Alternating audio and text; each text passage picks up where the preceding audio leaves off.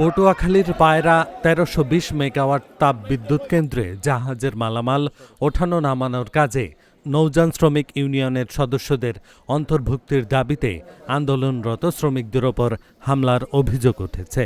বিদ্যুৎ কেন্দ্রের জেটি সংলগ্ন বটতলা বাজারে এ ঘটনায় অন্তত ১২ জন শ্রমিক আহত হন।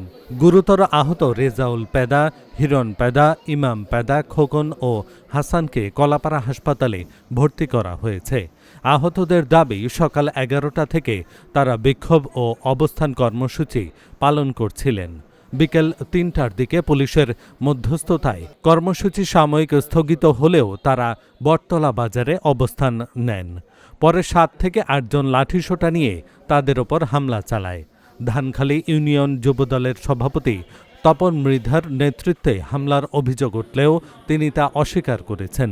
তার দাবি, মারধরের পর তিনি ঘটনাস্থলে যান।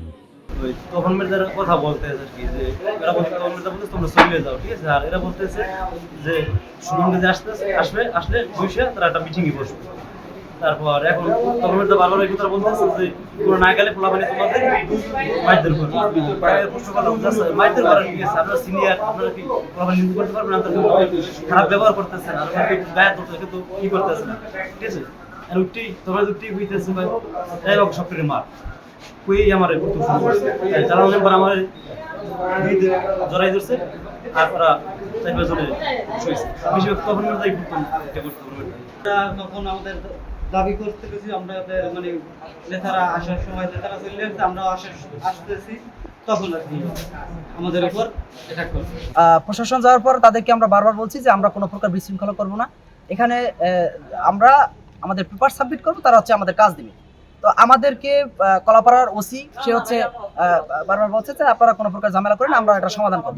এমনকি এই বিকালবেলা ৫টার সময় তাদের একটা বসার ডেট দিয়া তারা হচ্ছে আমাদেরকে ওখান থেকে একটা সাইড করা পরে ওসি যখন চলে আসলো, পাশাপাশি কিছুক্ষণ পরেই আমাদের মানুষজনদের তারা এলোপাথালি মাইর। আমি সেখান থেকে কিছু লোক আমি সেভ করছি।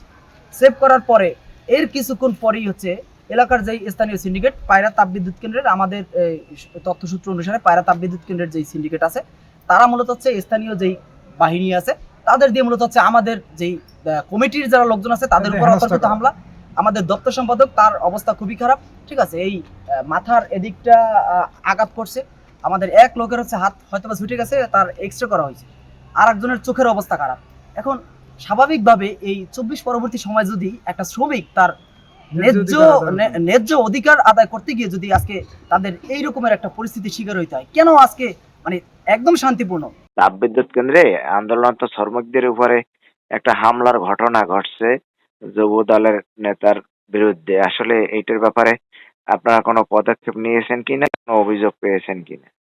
না, আমরা কোনো এখন অভিযোগ পাইনি। আর ওখানে আইন শৃঙ্খলা রক্ষার জন্য আমাদের ব্যবস্থা নেওয়া হচ্ছে এবং সকাল থেকে আমাদের ওখানে অফিসার ফোর্স আছে।